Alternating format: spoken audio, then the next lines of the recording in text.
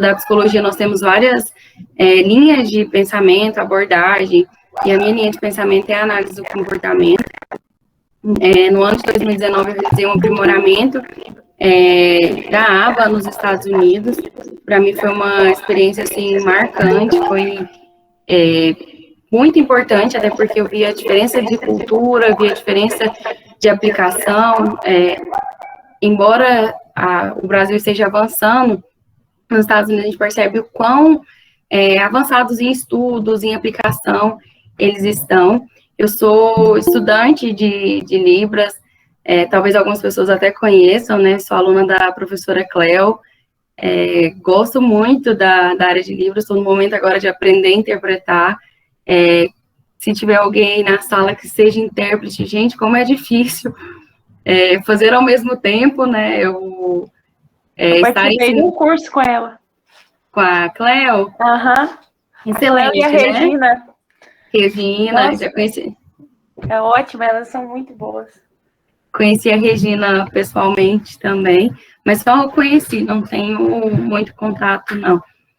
É um desafio a aprender, mas eu falo que também precisava, né, de ter psicólogos que também se interessassem pela área de Libras, por estar também atuante e atingindo esse público, pudesse auxiliar. Eu atuo na clínica de reabilitação já faz 5 anos, estou montando também meu consultório particular, me expondo a novas possibilidades, a novos conhecimentos. Então, no meio do ano passado, eu comecei essa questão do consultório particular, então, por isso também, né, estou levando o meu nome, toda a marca que é feita só por questões particulares.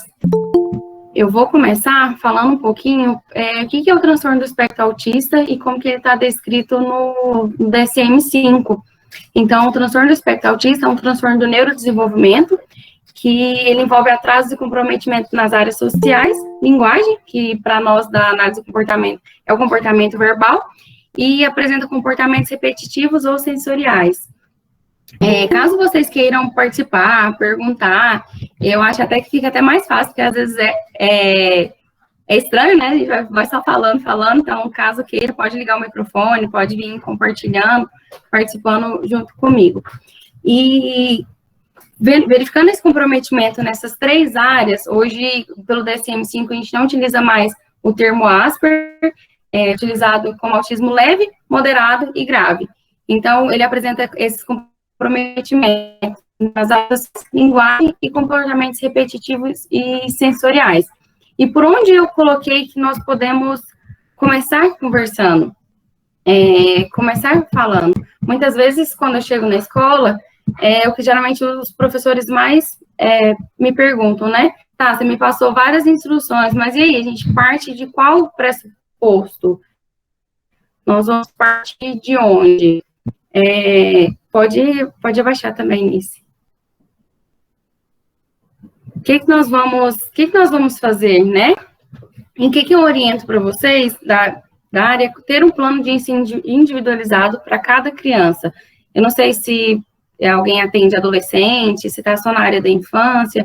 Eu vou utilizar muito o termo infância, porque é a área que eu mais participo, e por ser escola também é a que eu acredito que seja o público-alvo de vocês, mas senão vocês podem ir me passando também.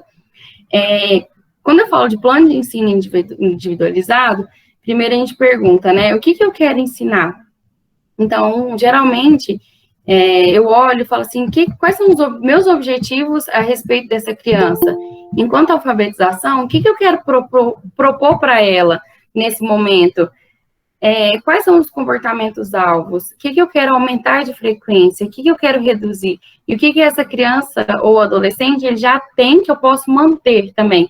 Porque muitas vezes a gente só pensa, não, eu quero ensinar. Mas tem alguns comportamentos que muitas vezes a gente precisa manter. Que quando eles começam a aprender, eles estão em aquisição ainda, se eu não manter a frequência, não continuar ensinando, pode ser que em determinado momento eu perca esses ensinos. Então, o que eu quero manter? E quais são os meus objetivos? Nós trabalhamos, geralmente, com um objetivo de cada vez. Se o meu objetivo é ensinar as vogais, enquanto aquela criança não aprende as vogais, eu não vou passar para outro ensino. Eu não vou passar para outra abordagem.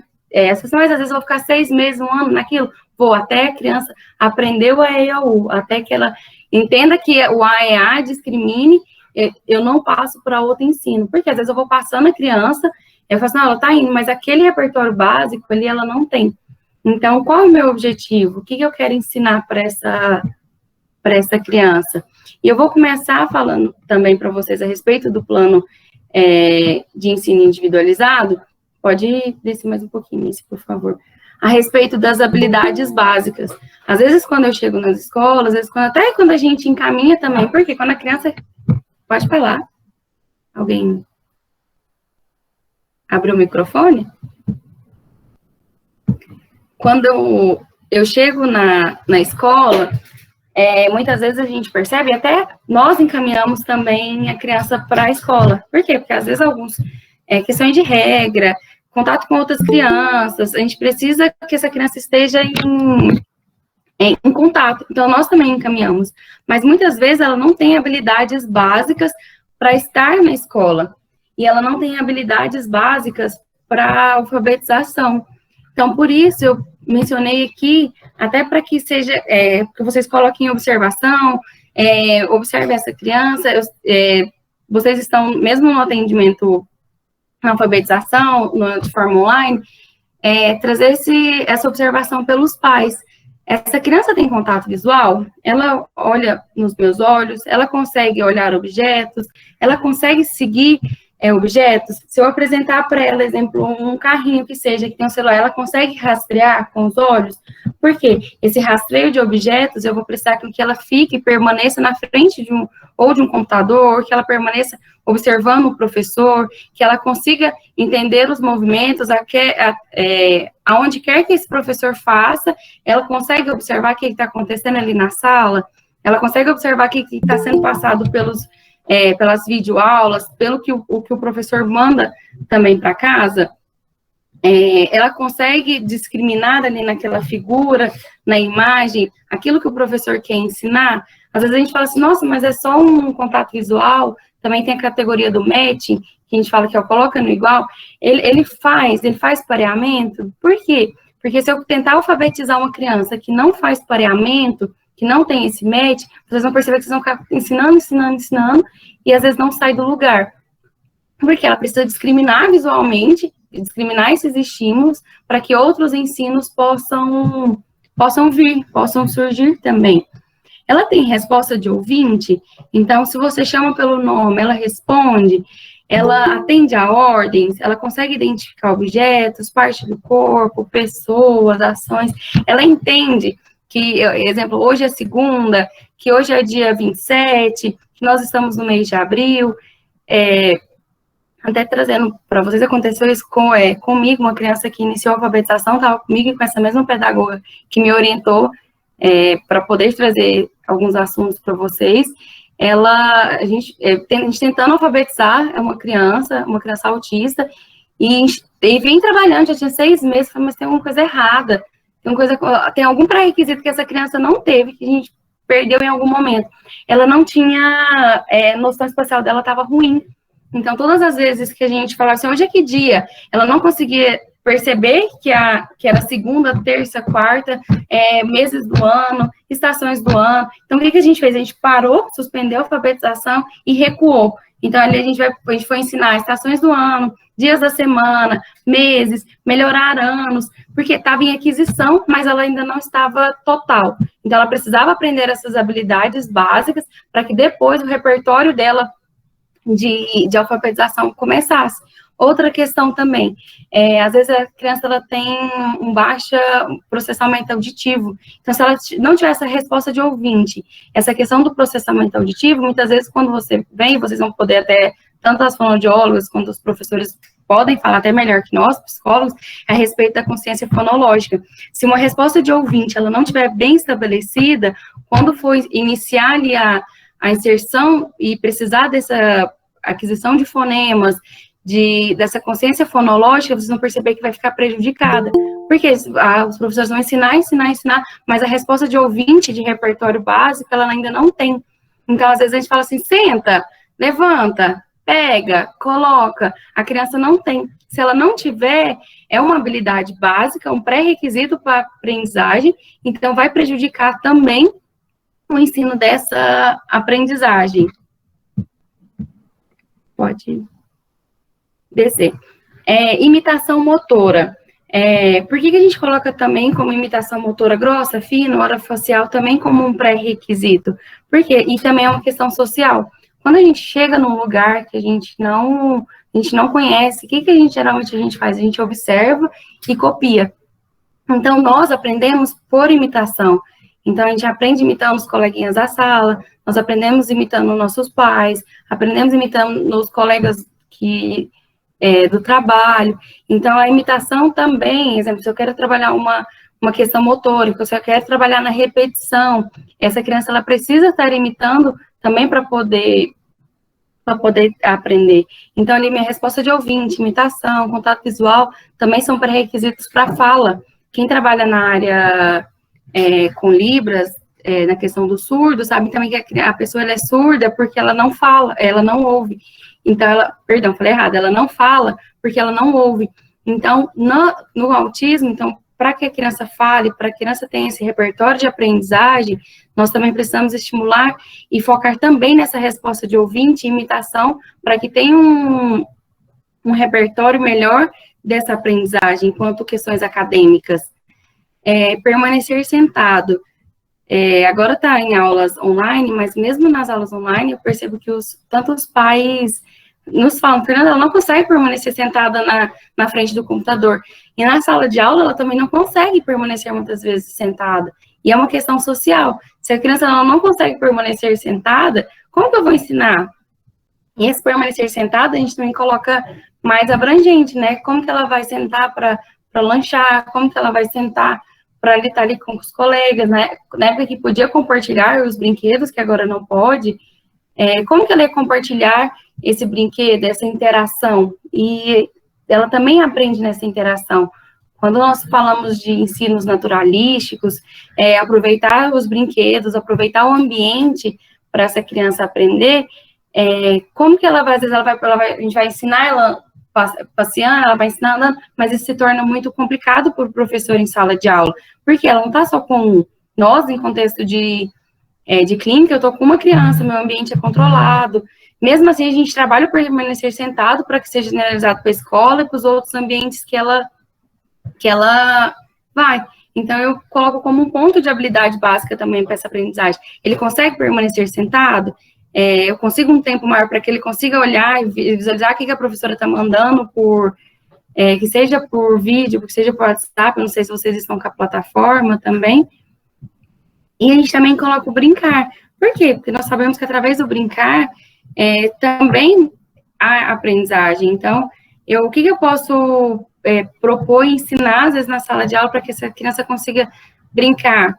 A troca de turnos é aquela minha vez, quando eu falo assim, a minha vez, a sua vez, que a criança consiga compartilhar o brinquedo dela, que ela consiga receber o brinquedo do outro e consiga aguardar também.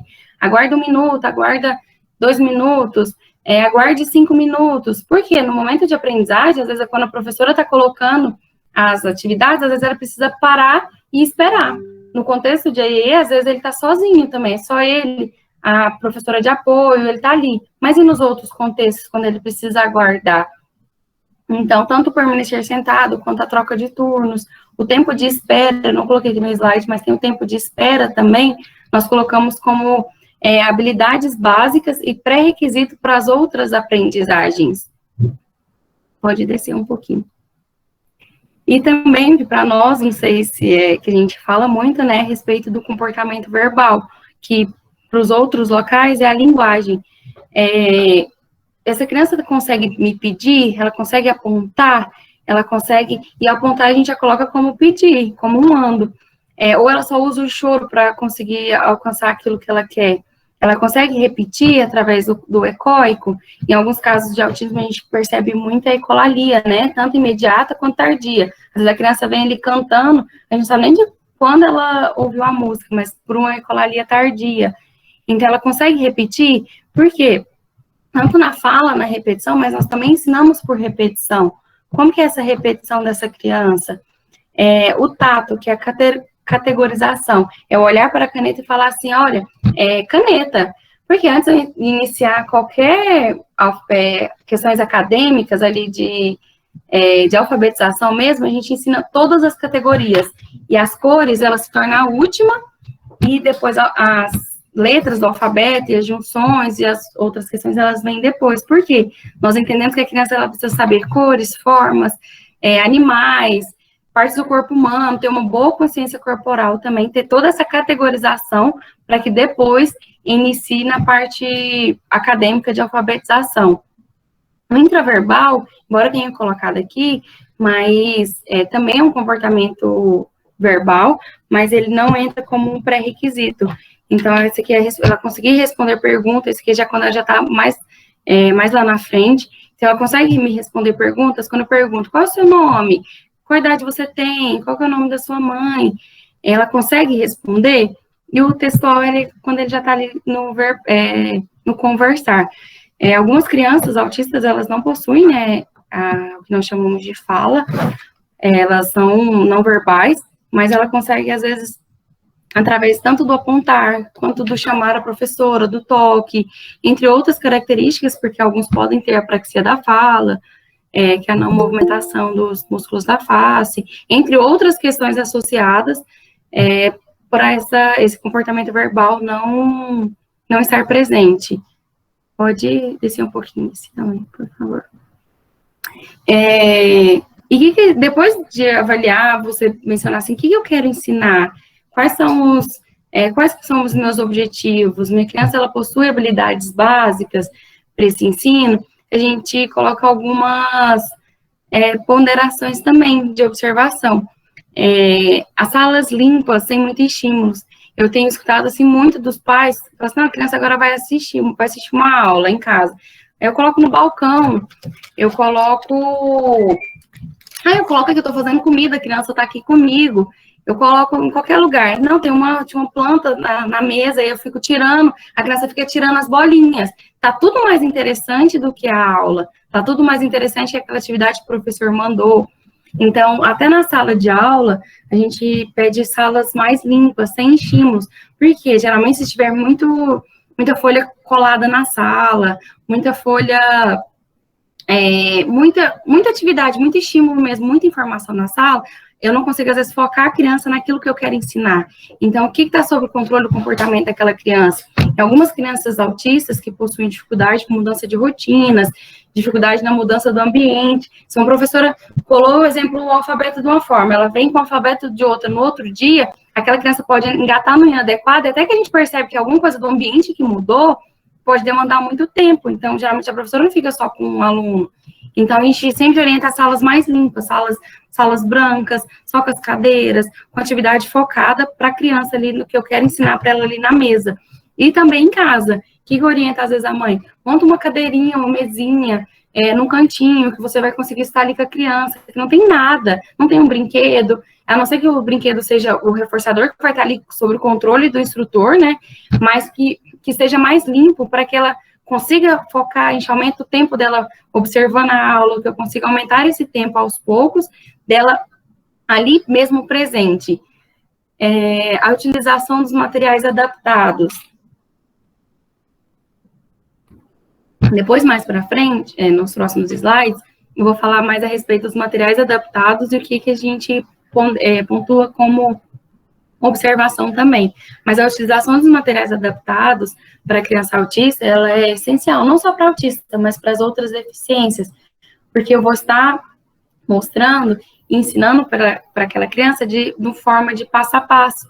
Então, até eu coloquei aqui no próximo ponto, né, dividir em passos pequenos ou discretos. Quando eu quero ensinar a criança a encaixar, eu vou fazendo por reforçamento a aproximação. Então, ela aproximou do meu objetivo final, eu já reforço. Ela aproximou do meu objetivo, do outro objetivo, eu venho reforçando. Porque, às vezes, eu quero exigir, exemplo, que a criança fale a letra A. Mas, se eu for só exigir o A, então, às vezes, para a criança pode ser uma grande resposta, ou então um alto custo. Então, a criança abriu a boca, eu já reforço. Por quê? Eu já mostrei para ela que eu preciso que ela abra a boca para poder falar a letrinha A. Soltou qualquer som, eu reforço. Então, eu venho reforçando por passos pequenos ou discretos, para até eu conseguir aquele objetivo final. Se eu quero trabalhar a coordenação motora da criança, ela pegou a folha, é uma onda, ela pegou de um passo outro e riscou, eu reforço, porque só o fato dela ter feito essa linha, reforço. E aí eu venho ajustando aos poucos, e refinando esse comportamento até que ele se torne da forma como eu quero. Que ela faça onda, ou que ele faça alternado. Eu tô vendo as perguntas, mas não sei se eu consigo. Eu vi uma que subiu agora. E no final eu respondo todas, pode ser? Eu vi que subiu, mas eu já venho e faço. A utilização de reforçadores. Como que eu sei que reforçador que é para essa criança? Eu uso a avaliação de reforçadores. E, geralmente, nós utilizamos a avaliação de reforçadores por dia. Porque tem dia que a criança... Tem criança também que eu sei que é aquele reforçador sempre. Mas, a longo prazo, ele vai perder efeito. Então, exemplo, eu consigo utilizar, exemplo, um mês, um slime com a criança. Mas pode ser que no mês seguinte, aquilo já não tem interesse mais. E se ela utilizar muito em casa, também ela está saciada. Então, como que eu faço? Eu faço uma avaliação de reforçadores. Eu apresento os reforçadores. As crianças que possuem mais repertório, eu abro o armário e falo, o que você quer brincar hoje? O que você pode escolher? As crianças que não têm esse repertório, eu coloco os objetos na frente dela para que ela possa pegar, e aí eu faço essa avaliação de reforçadores. Vou entender que reforçador eu vou utilizar, embora a criança escolha, mas está sob o meu controle. Então, eu apresento a atividade, eu retiro a atividade e entrego o reforçador posteriormente. O meu objetivo também, ele precisa ser claro, porque às vezes o objetivo, ele está misturado e está cheio de informações ao mesmo tempo. Então, qual que é o meu objetivo? Embora, por exemplo, a criança, ela está ali no inadequado, ela gritou, mas o meu objetivo é que ela risque, eu reforço, porque eu queria que ela riscasse a folha e ela desenhasse. Ah, mas ela tá perdida, mas ela riscou. Então, eu vou vendo por aproximação sucessiva no meu objetivo específico. Modelagem, que é o que a gente vai fazer, né? Que é quando o reforço é dado por aproximações sucessivas do comportamento-alvo. Eu não espero aquele comportamento, exemplo, o meu objetivo final, eu vou reforçar só o meu objetivo final. Não, porque eu perco no meu ambiente, eu perco no meu dia a dia possibilidades ali de ensino. Então, um exemplo, uma criança, a gente estava trabalhando com ele atividade de vida diária, que era ali ele escovar dente, ele tomar banho, ele pentear o cabelo. O que ele fez? Ele pegou o shampoo e tomou banho. Então, na hora, a mãe repreendeu, puniu a criança. E o que a gente fez? A gente inverteu, falou, não pode punir. Por quê? Ele pegou e ele esfregou. Tá correto o que eu queria? Tá. O shampoo foi correto? Não. Então, o que eu faço? Eu direciono ele ao comportamento adequado. Então, na próxima vez, antes que esse comportamento apresente, eu mostro para ele que a gente toma banho com o sabonete. Porque se eu só punir, eu estou atrapalhando ele no processo dele de aprendizagem. Um outro exemplo, nós queremos que a criança, ela estava começando, antes de escrever, a criança ela tem que pintar, ela tem que riscar, ela tem que fazer a coordenação motora. Então, eu precisava que ela fizesse esse repertório. O que ela fez? Ela riscou, saiu toda fora da figura. Eu reforcei? Sim, porque ela riscou. Embora ela não tenha pintado dentro do desenho, não tenha feito corretamente, então eu reforcei por essa questão. Eu vou abrir, antes de entrar nos modelos de materiais, para ver as perguntas.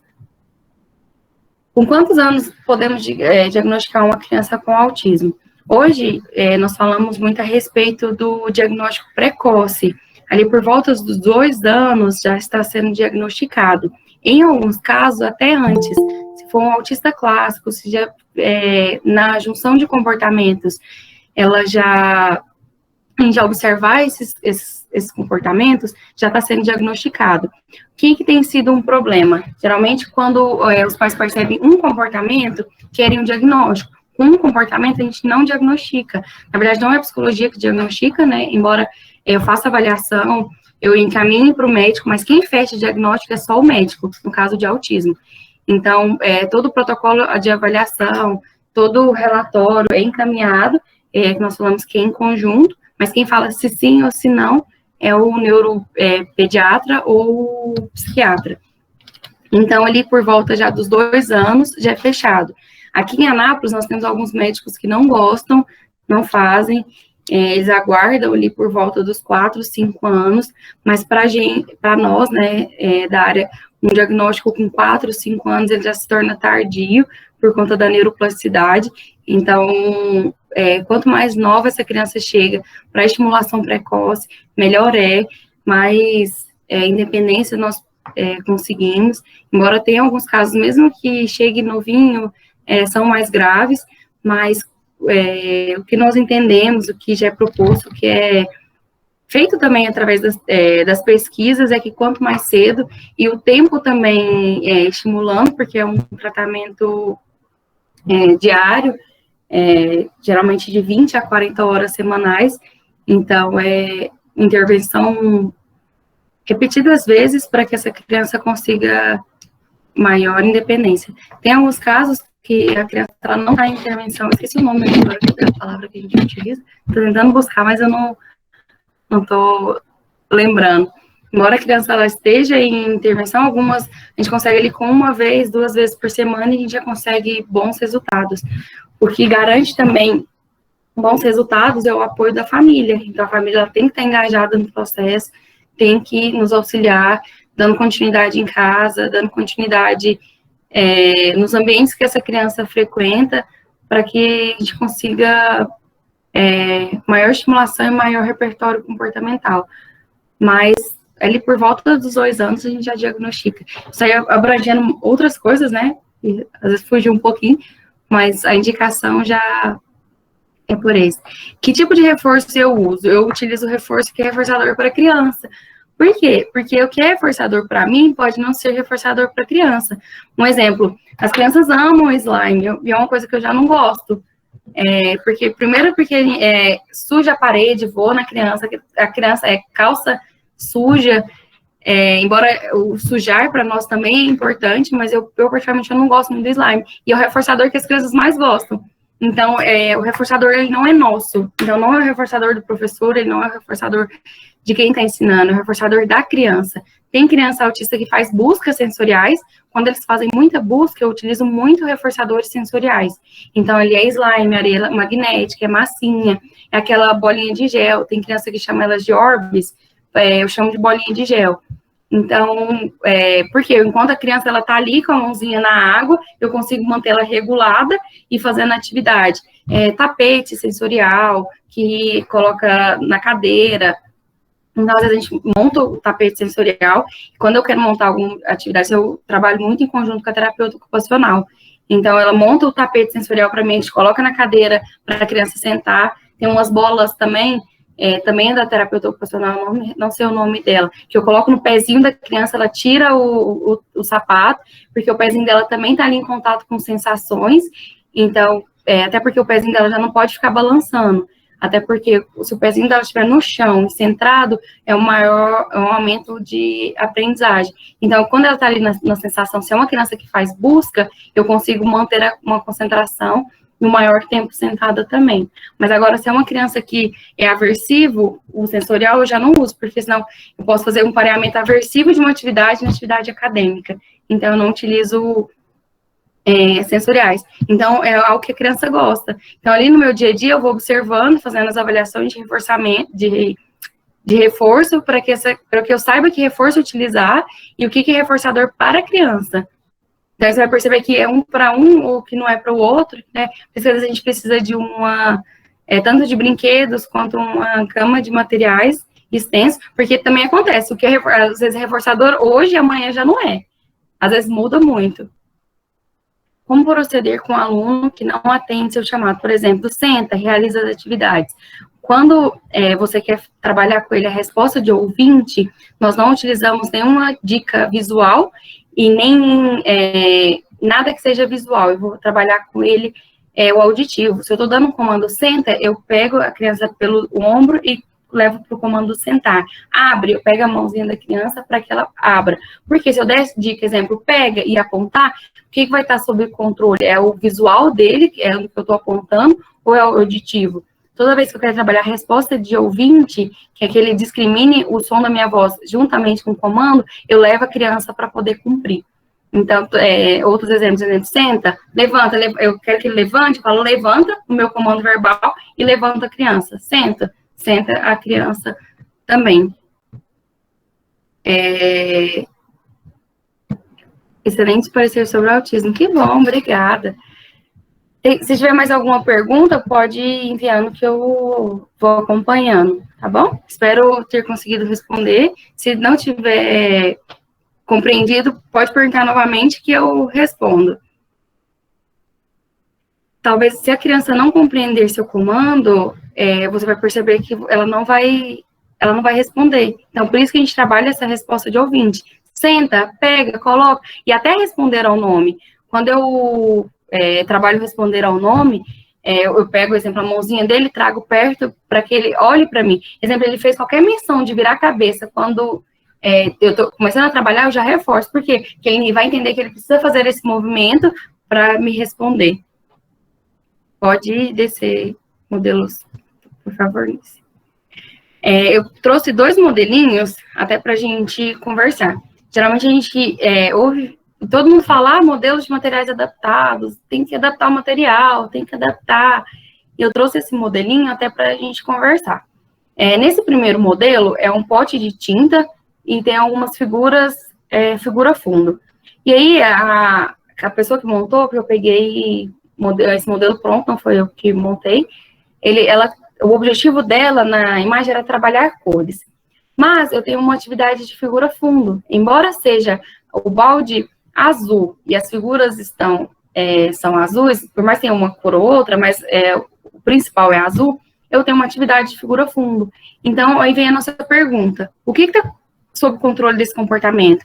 É as cores ou é a figura fundo? Que nós chamamos de matching, que é colocar no igual. Então, eu não sei o que essa criança está discriminando. Eu preciso ser mais limpa e mais objetiva possível. Por quê? Porque, às vezes, ali tem vários estímulos, tem várias questões. Ah, mas a tinta tá azul. Tá, mas tem figura fundo. Então, aí eu trouxe o outro modelo do outro lado. Tá rosa, a rosa, porque quando eu fui colocar branco, não dava para... ficou ruim. Então, o que a gente orienta? Fundos brancos, para que a criança discrimine aquilo que eu quero ensinar. Então, se eu coloco sempre os fundos brancos, eu quero ensinar, por exemplo, a cor vermelha, a cor azul, sempre uma cor de cada vez. Então, eu vou colocar o quê? Tá tudo vermelho. Então, em volta tá vermelho, o meu fundo é branco, o lápis é vermelho. Então, eu sei que o que está controlando esse comportamento é vermelho. Em alguns momentos, eu coloco algumas tigelinhas. Exemplo, tigela azul, vermelho, amarelo. E pego objetos do meu cotidiano também para essa criança fazer esse pareamento. Então, tá tudo da mesma cor. Então, o que eu quero ensinar? Embora a criança esteja colocando no pote, mas eu quero ensinar cor. Quando a gente trabalha desse modelo de figura fundo, pode ficar um duplo entendimento. Não entendi essa segunda atividade. É um pareamento? Ele é um pareamento, porque a gente está colocando, mas ele não configura pareamento porque não tem fundo. Então, você pode observar que dentro dos quadrinhos, eles estão brancos. É uma forma de ensinar cores através do material adaptado. Então, no primeiro, que é o potinho azul, ele tá com pareamento, porque tá vendo? Tem a imagem, o aviãozinho, tem o lápis. Então, ele tem uma imagem do fundo, no segundo não tem, o fundo é branco. Então, a criança ela pode colocar em qualquer quadrado que seja, você não está exigindo ordem, a não ser que o seu objetivo nessa atividade seja ordem, exemplo. Coloque no 1, 2, que eu orientaria a colocar com os números. Então, aqui nessa segunda atividade, ela pode pegar, porque a gente recorta também, perdão, foi uma falha, né? Aqui eu recorto material por material e coloco o velcro para que a criança coloque dentro do quadrinho. Então, ela vai estar colocando nos quadrados, um por um, aonde ela quiser. Então, é uma atividade que somente de cores. Então, se eu trago 2 objetivos na mesma atividade, pode se tornar confuso. Pode passar outra, por favor. Aqui eu também trouxe outros modelos de material adaptado. Embora aqui, ó, na bola, tenha uma bola e tenha um antecedente, que a gente fala que a dica visual do B e do O, eu estou trabalhando com dica. Então, se eu trabalho com essa dica, o fundo é branco, a minha dica é a bola, e a escrita é o B e o O, não tem problema. Por quê? É uma dica visual, e tá tudo limpo. Aí, o que a gente orienta também? Trabalhar, exemplo, só a presença da bola, só a casa, recorta um por um, separados, para que a criança, na hora da bola, trabalhe só a bola, na hora da casa, seja só a casa. Por imagem, assim, às vezes era difícil recortar para poder entender, eu vou tentando explicar verbalmente. Então, se vocês observarem, exemplo, no cavalo, no dado, na igreja, são todas atividades limpas. Então, ali, exemplo, é só o gato, só a escrita, o fundo é branco. Então, geralmente, que a gente percebe para outras crianças, exemplo, tem imagem colorida, tem imagem de bichinho, tem o local do nome. Então, quando eu vou colocar o local do nome, só tem a linha, exemplo, nome, para que a criança escreva. Então, para que seja o mais limpo possível. A gente traz essa questão das salas limpas e também das atividades limpas, para que a criança olhe e entenda essa atividade. Outro modelinho que eu trouxe foi também exemplo aí da vaca, dessa diferenciação. Quando eu vou trabalhar V ou F, o que está sob controle? Então, eu olho para a vaca, exemplo, eu sei que está faltando uma letrinha, então, aqui não tem dica, tem a dica lá em cima, eu já sei que meu antecedente é o V ou o F, é um dos dois. Então, ali eu vou tentar e vou estar trabalhando dessa forma. Sempre fazendo opção por imagens e folhas, tudo limpo, mais limpo possível. E algumas atividades, quando eu vou ensinar ali as categorizações, por exemplo, só dos animais, só das cores, todos os meus modelos, eles são do mesmo tamanho, com fundo branco e sempre com a mesma característica. Por quê? Eu quero discriminar aquela atividade. Pode fazer pergunta pelo microfone, não tem nada não. Eu até prefiro, porque a gente vai conversando. Então tá, bom dia. Bom dia. Eu tenho um aluno autista da primeira série, né? Só que o nível dele é fundamental. Eu trabalho com desenhos assim também. Aí esses dias eu mandei para ele uma atividade que tinha um desenho, era um brócolis, né? E a mãe dele falou assim, que foi fazer atividade com ele insistia que era um repolho. Uhum. Aí ela, mas era um brócolis, ele queria que fosse um repolho. Eu falei assim, não, ele viu o desenho, ele viu um repolho, né? Uhum. Aí eu aceitei ele falando que era um repolho, porque assim, a gente tem que aceitar o que o aluno, o que ele viu? Ele viu um repolho. Uhum. Não adianta eu insistir com ele que aquilo é um brócolis. Aí, o que você acha? Tá certo a gente aceitar o que o aluno autista vê? Ou a gente tem que direcionar ele a perceber, a induzir a ele que aquilo é um brócolis? O desenho, né? Porque às vezes tem desenhos que são muito parecidos um com o outro. Tem alguns desenhos que eu vou falar, até eu às vezes fico na dúvida. Então, tem uns que a gente chama de 3D, quando ele os bonequinhos mesmo, né? Eu tenho aqui no armário. Às vezes, quando eu olho, para mim é uma couve-flor, a criança fala brócolis. Se você percebe que ele tá com um duplo sentido mesmo, que a gente não tá conseguindo entender, a gente reforça pelo fato dele ter feito e tá próximo. Então, o repolho não tá longe do brócolis, tá dentro da mesma categoria. O que você pode verificar? Se ele sabe discriminar o que é um repolho e o que é um brócolis. Então, em casa, você pode falar para a mãe, apresentar o real, o repolho, apresentar o brócolis. Tanto na imagem, quanto real em casa mesmo. Para quê? Para que ele consiga discriminar. Então, às vezes, naquela figura houve uma confusão, ou não. Pode ser que realmente ele não saiba. Então, ali você pontuou como correto, e eu também pontuaria como correto, porque está próximo. Mas aí faz essa verificação em casa, se sabe ou se não sabe. Porque pode ser que ele não saiba. Ele não sabe o que é um brócolis, que dependendo da idade é interessante ele já saber. Certo, obrigada pela dica. Por nada. No trabalho remoto, como proceder?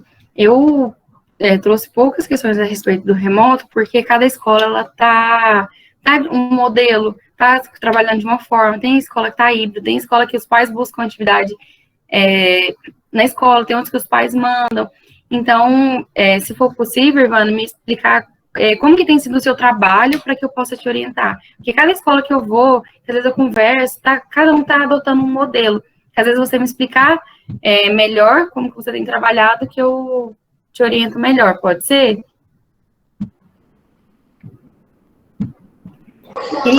Pode ser, porque às vezes eu estou trabalhando assim com aquele ABC autismo, né?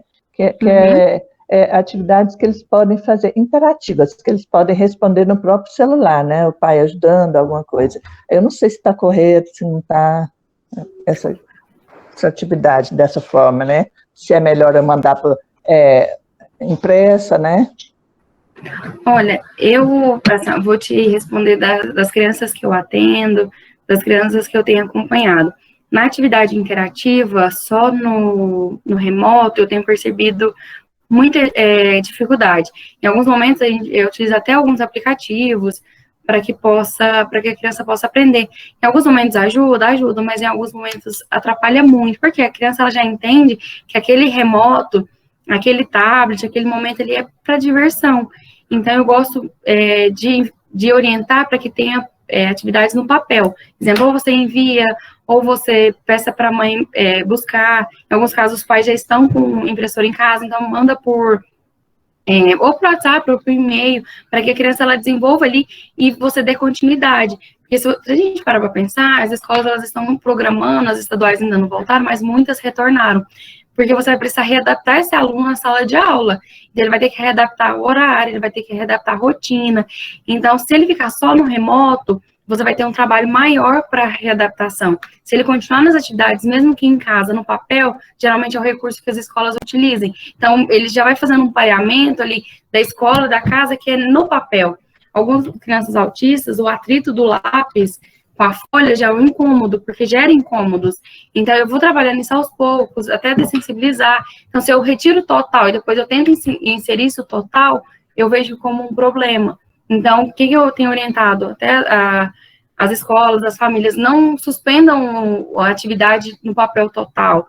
Às vezes não tem livro, às vezes da forma como a escola trabalhava anteriormente, para que nessa readaptação a criança, esse processo se torne mais fácil posteriormente.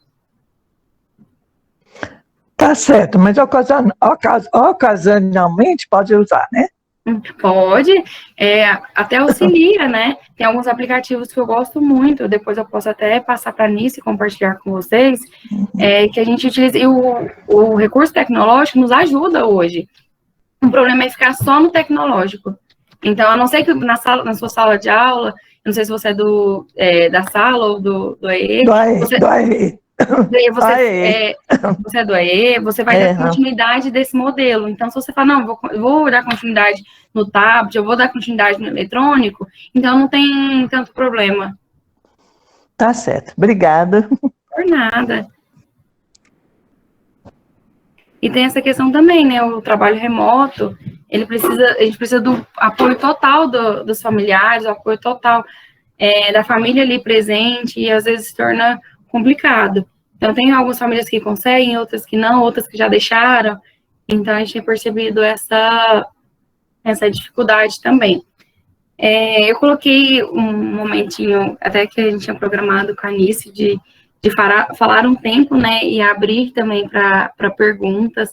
Caso eu não tenha colocado nos slides, ou tem sido da dificuldade de vocês, que eu possa, de alguma forma, agregar, vocês podem abrir o microfone ou mandar pelo chat, que eu pus esse momentinho para a gente conversar mesmo, de ter essas perguntas.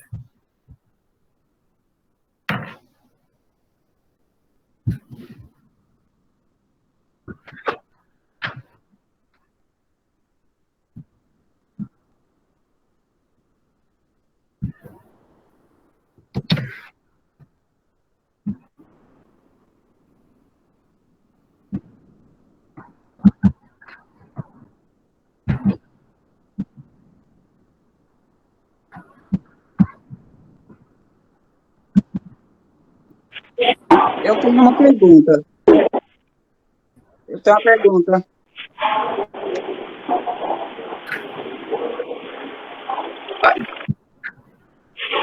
Então, eu queria compartilhar com a Fernanda. Esse ano eu tenho vários estudantes aqui no 6º ano com autismo. Na verdade, são 5. Uma sala só? Na sala de AE, no 6º ano. Ou quer dizer, eles são de uma sala só do 6º ano e eu atendo no AE. E aí, eles têm vários níveis diferentes, né? E assim, que eu tenho notado, Fernanda, nesses atendimentos remotos, eu sempre procuro mesclar, da forma como você falou aí. um pouco de tecnológico, um pouco de atividade escrita, material concreto, mas assim, o tempo de concentração é muito curto.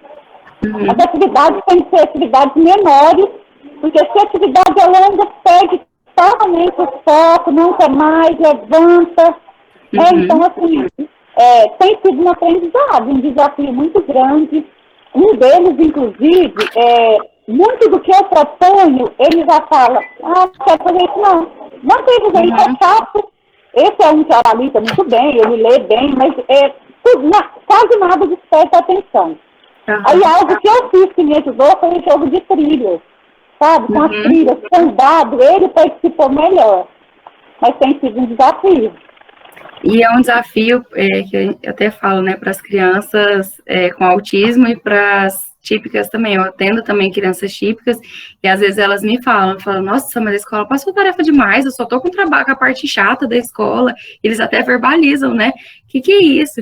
Então, até essa questão é importante. Às vezes a gente aumenta um volume muito grande de atividades, aquilo, em vez de se tornar reforçador, que é legal pela aprendizagem, se torna aversivo pelo volume. Então, às vezes você tá pondo pouca tarefa, mas você não tá pouca, não, mas é o que é essencial. Então, de pouco a pouco, você vai continuar mantendo ela aprendendo e não vai se tornar aversivo. Porque eu percebo que as atividades online, até para as crianças típicas mesmo, e em casa, tá muito aversiva. Elas falavam, não tinha tanto de tarefa para casa, por que agora eu tenho? Então, por que tá dessa forma? Aí a gente até tenta explicar, porque tá em casa, tem que aprender, mas ele não consegue entender da forma como a gente entende. A noção na infância é diferente da noção na adulta. Então, igual você mencionou, tá pouco, mas tá indo. E não tem a parte legal, né, da escola. Igual, se é uma criança que já consegue ler, já tem esse repertório, então ele consegue buscar reforçadores no próprio ambiente escolar. E ele não tá tendo, ele só tá com volume de tarefa. Então, por exemplo, por que eu vou ficar fazendo esse volume de tarefa? E, igual você mencionou que você achou num jogo. Então, o que eu oriento? Continue nesse caminho. Porque se achou ali um interesse nele, você vai precisar aumentar o que nós chamamos de operação motivadora dele na atividade. Então, esse próprio jogo pode ser reforçador. Então, eu coloco meu objetivo nesse jogo. Então, o que eu quero ensinar dentro de exemplo? Se eu quero ensinar, exemplo, não sei que nível que ele tá. Eu quero ensinar consciência fonológica. Então, nesse jogo eu acho alternativas, porque naquele jogo eu sei que ele vai brincar. Então, eu pego o meu objetivo no interesse da criança também. Eu tenho procurado fazer isso. Na verdade, o primeiro planejamento que eu fiz saiu por terra. No primeiro atendimento eu vi que não ia dar certo. Aí eu tive que fazer, né? Encontrar as alternativas que dessem certo, fazer atividades menores, que eu vi que tinham mais significado para eles. E aí eu tenho procurado, assim, colocar no jogo aquilo que eu vejo que ele está precisando. Eu tenho dado certo. E é difícil também, né? Se a gente parar para pensar, nós terapeutas também, quando nós fomos para o trabalho remoto, foi muito difícil, porque você precisa de outras pessoas. Você depende, você tá tentando, você está planejando, mas você depende do outro, que é o pai, é o familiar, um cuidador. Então, às vezes, não depende só de nós. Então, essa resposta do outro também se torna uma dificuldade dentro dessas questões online. Então, se você conseguiu, eu até falo, onde a gente conseguiu, a gente continua.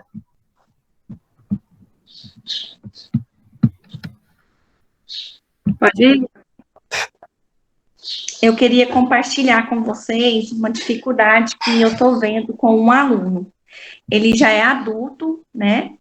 E está no primeiro ano. E eu percebo que quando a gente tenta dificultar um pouquinho, querendo aumentar um pouquinho aquele grau ali de dificuldade nas atividades, ele não desenvolve, assim, ele não vai à frente, parece que estacionou, sabe? E aí eu fico me perguntando se eu vou conseguir, assim, aumentar um pouquinho o conhecimento dele, sabe? E eu acredito que talvez por já ser adulto, né, não sei, a questão do desenvolvimento, talvez já deu uma estacionada. Tem os pais também, no caso a mãe, quando a gente dificultou um pouquinho, a mãe já reclamou, falou, olha, ele não consegue, ele trava, não vai. Então, assim, e ele já conhece cores, números, o alfabeto, porém tem a fala muito comprometida e só copista mesmo. Então, a gente não está conseguindo passar disso. Aí eu me pergunto será que eu consigo, assim, acrescentar um conhecimento dele? Ou é só isso e pronto? Eu até uso uma fala que a gente não pode desistir, independente de ser adulto. Porque, às vezes, embora tenha, pode ser grave, pode ser alguns repertórios, mesmo que de forma lenta, a gente consegue. O que eu te orientaria a fazer um trabalho com essa família? Porque se a família não engajar com você, vai tornar seu trabalho muito difícil. Então, eu tentaria fazer nós chamamos na psicologia de psicoeducação com os pais. Então, quando os pais não engajam, a gente não consegue, eu bolo uma orientação de pais, ao invés da criança estar presente, é os pais. Então, o horário da criança, o pai vem, então eu faço todo, mostrando a importância, por que eu tenho que aumentar essa dificuldade, por que eu tenho que ampliar esse repertório da criança, do adulto nesse caso, né, por que se você não der continuidade, os prejuízos que ele vai ter e os benefícios que ele vai ter também se você der essa continuidade. Então, porque se você está tentando aumentar a dificuldade, você percebeu que ele tem capacidade. Então, você mostrar para os pais a capacidade que ele tem. Então, você fala assim, olha, eu estou tentando mostrar que você está seguro naquilo que você está fazendo. Então, ele tem essas possibilidades, ele tem essas capacidades, se a gente não der continuidade, ele vai ter esses prejuízos, e mostrar para ele também que você está buscando independência. Então, na limitação dele, você vai buscar a maior independência possível. Você não vai exigir além do que ele nem tornar aversivo, nem nada ruim, mas que algo é bom para ele. Então, mostrar isso para a família. E ouvir a família também. Então, geralmente, às vezes, antes de mostrar, eu escuto. Eu pergunto para os pais, quais são suas dificuldades? O que é difícil para você, se eu aumentar? Então, tentando ouvir esses pais, para que a gente tenha esse diálogo. E também, às vezes, o pai fala assim para mim, minha dificuldade é essa. Eu bolo estratégias e trabalho nas dificuldades dos pais para me ajudar no contexto de consultório também. Porque você precisa da família junto. Respondida? Fernanda, posso falar? A Ivana. Fernanda, eu queria uma ajuda. É o seguinte, eu tô com um aluno que eu conheci só na entrevista que a mãe levou, né? É uma entrevista que eu fiz com a mãe, né? E ela levou o aluno. Eu achei muito inteligente, ele é leitor, ele sabe ler, sabe escrever, no sexto ano. E tem 11 anos, né, e ele tem um transtorno sensorial. Ele mesmo me falou que durante o dia, às vezes acontece alguma coisa com ele chega sangrando, a mãe dele fala assim, meu filho, você está sangrando, ele não tinha percebido, então não sente dores. Não sente dor nenhuma. E ele falou que à noite, quando ele vai dormir, as dores vêm. Tem essa possibilidade? Eu nunca vi isso. Aí ele sente as dores que ele não sentiu durante o dia. E ele me falou também que ele tem esse transtorno sensorial, também com texturas. Ele, por exemplo, ele não aceita que ninguém faça comida para ele. Ele vai ter que levar o lanche para a escola, porque ele não aceita o lanche da escola. Ele tem problema de texturas também. Como é que eu vou trabalhar com esse aluno? Ele mesmo pediu socorro, que queria que trabalhasse com ele. Eu não sei como é que eu vou fazer, assim, né? Estou meio que perdida. Uma resposta eu vou ficar te devendo, porque eu, particularmente, eu não... até o conhecimento que eu tenho, tanto teórico quanto prático, quando não sente dor, não sente. Então, assim, ele pode estar tendo outros tipos de dores, às vezes ele não conseguiu verbalizar, que precisaria ser investigado melhor. Então, será que o que ele machucou durante o dia ele está sentindo à noite? Ou o que ele estava fazendo ali que ele não sentiu? Será que ele não sente mesmo? Então, essa da dor, eu vou ficar te devendo, porque precisaria ser avaliada. Precisaria ser avaliado e verificado mesmo. Assim, será que ele não sente mesmo? Ou, de alguma forma, ele está omitindo porque ele pode... Se ele já no repertório de punição dos pais, ele pode estar, às vezes, omitindo. Então, não sei, precisaria realmente ver num contexto mais amplo para eu poder te responder. Eu, particularmente, eu nunca vi nenhum caso que a criança não machucou, não sente dor durante o dia e sente à noite. Ou ele sente ou ele não sente. Porque é muito característico da criança autista não sentir, ou às vezes ele não identifica, porque o que a gente fala é que ele não sente. Mas às vezes, será que ele não sente mesmo? Ou ele não consegue identificar e verbalizar? Então, essa da noite, eu realmente vou ficar te devendo. Da questão da comida, realmente, se tem um transtorno sensorial, algumas texturas específicas, ou ele não gosta, ele não aceita e é uma dificuldade muito grande. Como que você pode, como ele é verbal, você pode perguntar para ele quais são as texturas que ele gosta, quais são as texturas que ele não tolera de forma alguma. E aí você vai fazendo por aproximações sucessivas. Igual no caso da alimentação, quando a gente trabalha qualquer tipo de seletividade alimentar, como que eu faço? Eu vou trabalhando texturas fora comida primeiro. Então, a gente brinca de slime, a gente brinca de massinha, porque a criança passa, suja, brinca de tinta no corpo inteiro, até nessa região de bochecha, pescoço. Depois eu inicio com as comidas que ele tolera primeiro. Se ele tolera banana, a gente vai brincar com a mão, exemplo, apertando essa banana, passando na bochecha, passando pelo corpo e em casa também, e até que eu vou trazendo as outras texturas que as outras comidas que ele não suporta. Exemplo, primeiro eu só mantenho a fruta, vou falar fruta porque geralmente a gente começa por fruta. Exemplo, eu mantenho a fruta só para ele sentir o cheiro na sala, e aí depois ele vai brincar de cortar, ele só tem que pegar. Em alguns casos ele pode pegar com luva, só para ele poder começar a tocar. E aí eu vou fazendo bem tranquilo mesmo. Ele vai aproximar ali, ele vai sentir o cheiro, ele vai dar um beijinho, ele vai encostar a língua, até que ele passe a conseguir mastigar, manter aquele alimento na boca para poder comer. Então, quando é questões do transtorno sensorial e alimentar, é mesmo um passo a passo. Eu falei bem rápido, mas você vai trabalhando ali de forma bem tranquila. Trazendo, se ele falar para vocês, por exemplo, não suporto de forma alguma carne, você pode trazer na sua sala, falar para a família, no nosso caso a gente pede para a família trazer numa vasilha, e eu abro a carne na sala, eu vou fazendo outras atividades que ele gosta, porque senão você vai parear atividades aversivas. Então, tem que estar na atividade reforçadora para ele, enquanto ele sente o cheiro da carne. Então, e aí eu vou fazendo essa aproximação. Tá certo, obrigada. Por nada.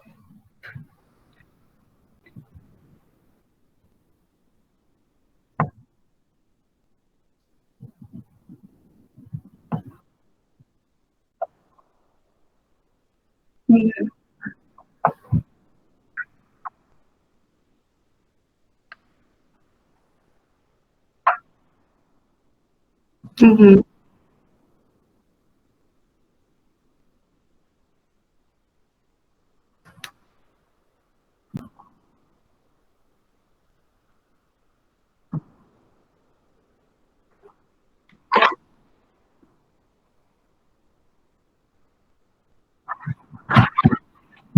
Uhum.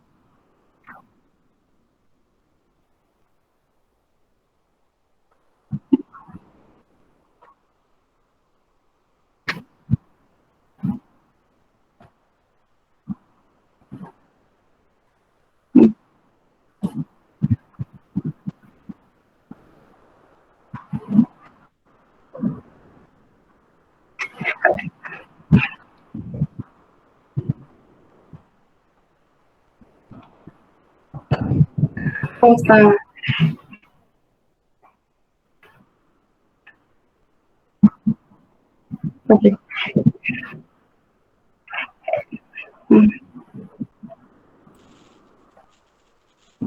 Assim. Uhum. Eu ia até pedir para tirar uma foto, né? Gente, eu posso tirar uma foto para postar? A gente já até pede, né? Aham. Uhum. Aham. Uhum. Tá ok.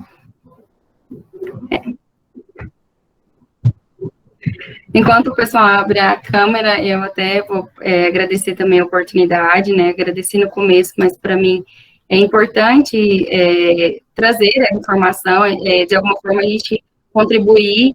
Espero que tenha ajudado. Eu vi aqui algumas respostas aqui, né? E tem pessoal de Campo Limpo.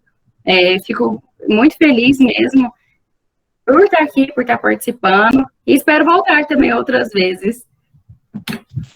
Parabéns, Celine, foi muito bom. Por nada.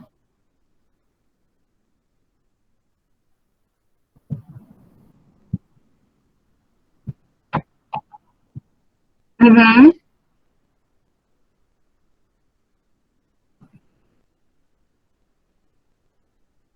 Uhum.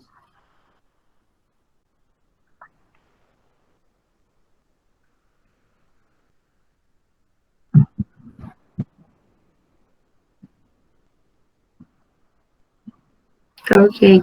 Eu sou péssima de nomes, mas vou olhar no tablet, um que eu sei de cor é uma traquinha, que a gente utiliza muito para verbal, e ele ensina muitas categorias. Esse eu sei de cor, agora os outros eu preciso verificar. Eu uso uma traquinha. Rosa, você gosta de uma traquinha? O ABC Autismo também é bom, né? ABC Autismo também é excelente. Tem outros, só que eu sou péssima para esses nomes, mas eu vou conferir no tablet e mando.